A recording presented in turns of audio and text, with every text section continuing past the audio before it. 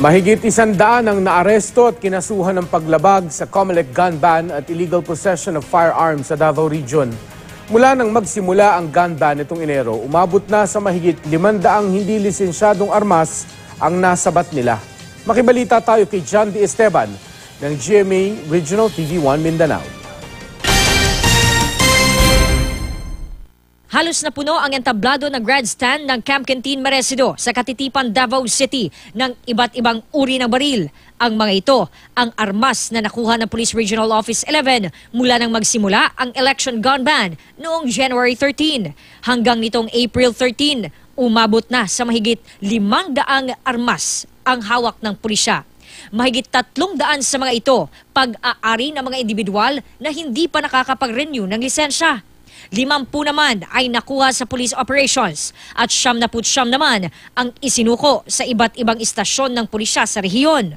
Halos 200 pa sa kabuuang bilang ay high-powered firearms.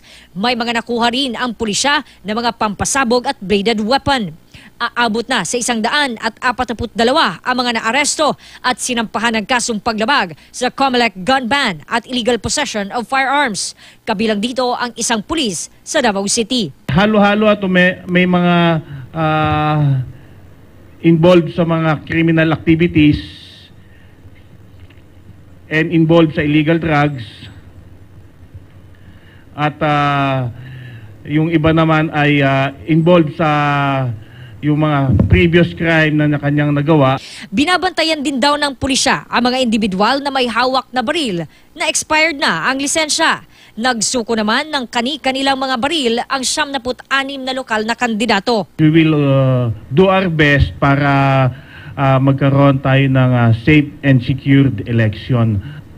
Pinapakita ng mga ibang kandidato na sila ay sumusunod sa mga batas na ating pinatutupad. Ang Davao del Sur Provincial Police Office ang may pinakamalaking bilang ng mga nakumpiska at naisuko. Sa Compostela kasi maraming shooting incidents dyan no?